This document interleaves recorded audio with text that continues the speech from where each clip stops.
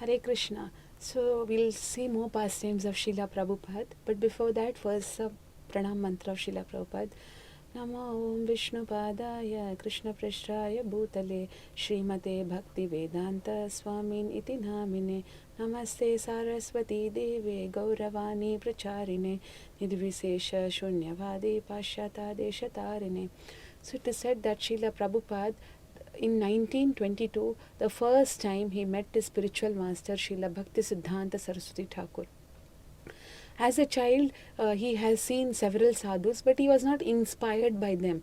Once his friend told him, now let us go and see this saint. He's a very special saint. Abhay refused. He said, I have seen so many saints, but I have not been inspired by anyone. But his friend insisted, you just come and see this saint, and then you can think he's a special saint. Then Abhay Charan, he went to see the saint, and that was Srila Bhakti Siddhanta Saraswati Thakur.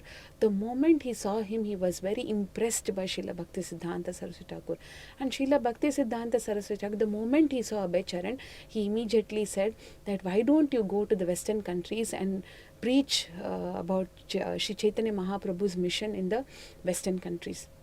So he took it very seriously, and not only that, Srila Bhakti Siddhanta Saraswati Thakur also told him that if you have money, print books. These instructions, Bhai took it very seriously, and to fulfill these instructions, he was meditating on all these instructions, and then he took this ship Jaladuta. Through the ship, he went to America. It is said that when he was going to America, there was nobody to tell him bye and there was nobody to receive him when he'll go to America. And he says that when he went to America, I don't know where to go, whether to right or left. But the whole purpose he did this was to fulfill that instruction of his Guru. Then later he went to America, and in 1 year he didn't have money, but still in 1 year he established ISKCON, that is International Society for Krishna Consciousness.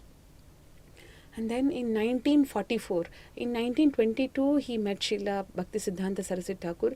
In 1933, he took initiation from Srila Bhakti Siddhanta Saraswati Thakur. And in 1944, as Srila Bhakti Siddhanta Saraswati Thakur said, if you have money, print books.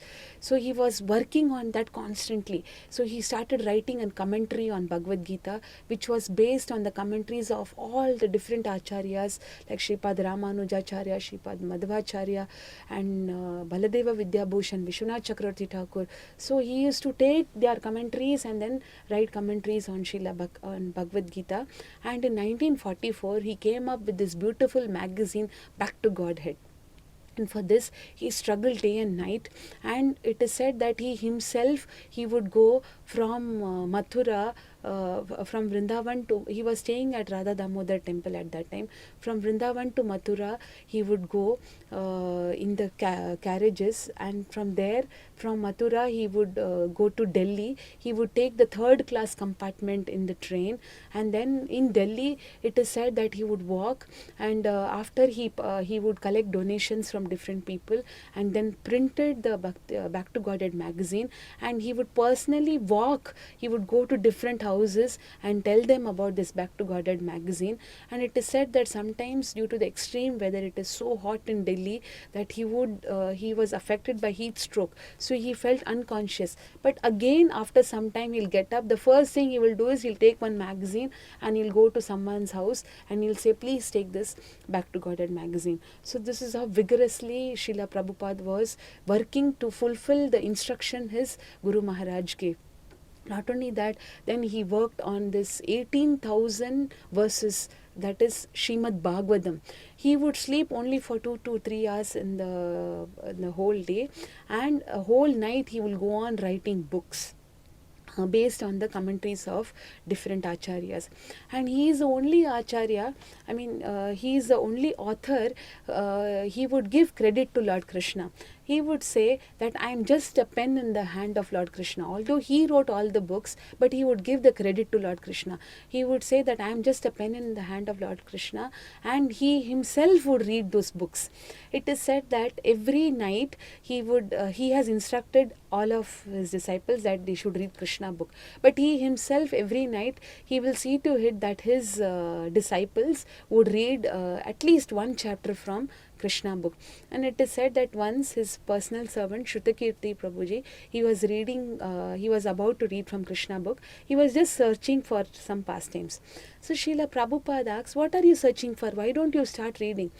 Actually, Shrutakirti Prabhu, he wanted to take a pastime where one demon is killed by Lord Krishna, because when any demon is killed by Lord Krishna, Srila Prabhupada would laugh very loudly. So to hear that, Shrutakirti Prabhuji was searching for a pastime, but Srila Prabhupada said, just read Krishna book from anywhere. Krishna's pastimes are like rasgulla. It is sweet from wherever you bite. So this is how Srila Prabhupada would hear his own books. So this is the speciality of Srila Prabhupada. And not only that, Prabhupada's books, they are so powerful. For that he said that I would like to tell you an instance. Once at one place, one disciple was instructed by his guru that you should read Prabhupada's books, but he did not know English. But because the guru had instructed, he started reading, and it is said that first he would read one word, two words, one line, then one paragraph, and then two paragraphs, three paragraphs, one page, and then one chapter, then chapters, and he started reading Prabhupada's books. And just see, he didn't know English, but just by reading Prabhupada's books, he went and gave a lecture in the Oxford University in London. So this is the power of Srila Prabhupada's books. And then seeing his contribution for this book's writing and his philosophy, he got the title of Bhakti Vedanta. And it is said that in 10 years he went around the globe 12 times, and he was the best time manager, because in 11 years he constructed 500 temples around the world, and he had 10,000 disciples. In a span of 11 years he did all this. So this was some of the pastimes of Srila Prabhupada. Srila Prabhupada ki Jai.